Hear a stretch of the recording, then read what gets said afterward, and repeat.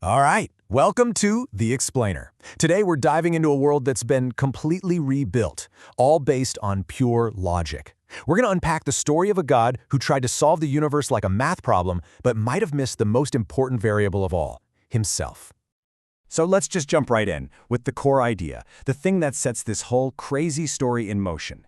You've got this ruler, right? And he looks at his world, this chaotic, fiery, volcanic mess, and he doesn't see a home or a kingdom. No. He sees a sloppy equation that he needs to solve.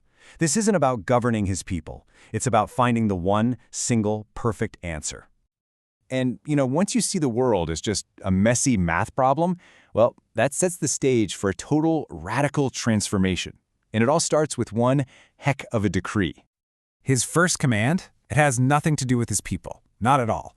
It's about the planet itself.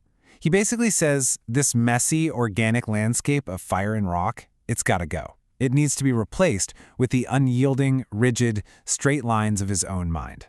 The whole point is to make the outside world a perfect mirror of his logical inner world. Okay, so what in the world does a reality built on pure logic actually look like? Because let me tell you, the blueprint he draws up it's as brilliant as it is terrifying. You've just got to see the contrast here. The old world was all jagged peaks, wild rivers of lava, and just pointless suffering. The new blueprint? Forget all that.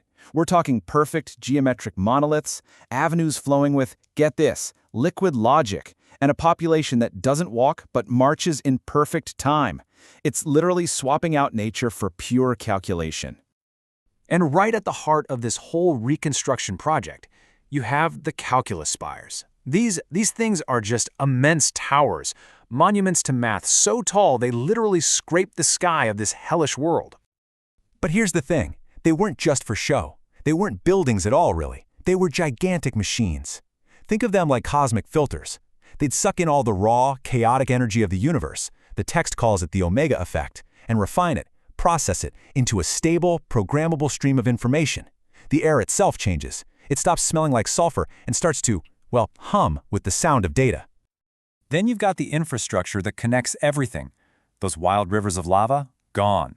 Replaced with these things called the avenues of necessity. But these aren't just roads, oh no.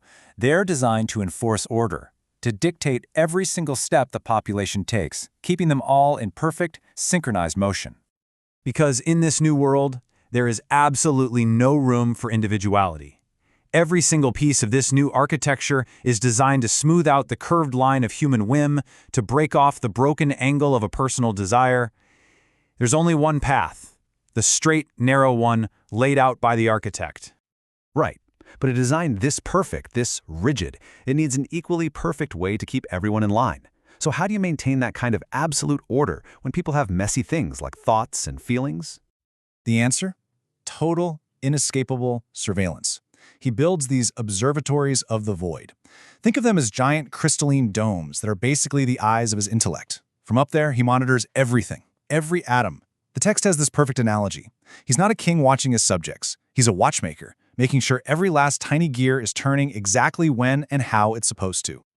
And that brings us to the really chilling part. What happens if one of those little gears decides to slip? What if someone shows a spark of passion or a glimmer of hope? Anything the system decides is unproductive? Well, the system's response is immediate. And that response has a name: recalculation. And let me be clear, this isn't like going to jail or getting re-educated. No, this is the complete and utter obliteration of a soul. It's a process that plunges a person into absolute zero, freezing them until their consciousness literally shatters into tiny, manageable fragments. Terrifying stuff. So now, let's take a trip to the very heart of this logical empire. We're going to the place where the architect himself holds court. His throne room, the sanctum of the final proof. And this place is just insane. It's the ultimate show of his power. It's a room where the normal laws of physics, like gravity and time, they just don't apply. They're suspended by the sheer force of his will.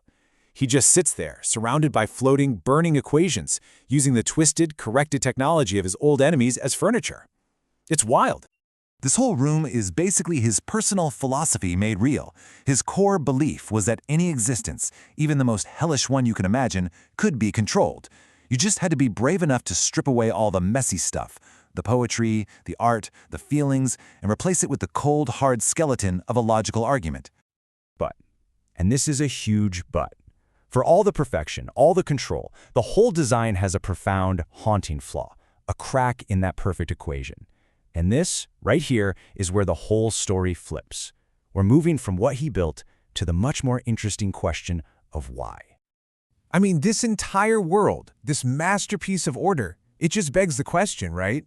In a system that's supposed to be flawless, where every single variable is accounted for, how could there possibly be a flaw? What happens when that perfect logic gets turned back on the architect himself? And the answer, when you get down to it, is devastatingly simple. This whole grand world-building project, it was never really about creating universal order. It was all about fear, his fear. The entire world was just a massive fortress built to keep him safe from the memory of his own mortal smallness. And when you look for it, the connection is so direct it's almost funny. Why were the spires so incredibly tall? Because deep down he still felt short. Why was the logic so absolute, so unbending? Because he was terrified of the irrational sting of his past failures. Every single grand design choice was just him trying to overcompensate for a deep personal insecurity. So in the end, his quest for total control over the outside world, it just created a perfect planet-sized tomb. A monument that was a flawless reflection of his own inescapable internal prison. He conquered the stars, but he never managed to escape his own shadow. Which really leaves us with one last nagging question. What good is a perfect world if all it is a blueprint of your own deepest fears?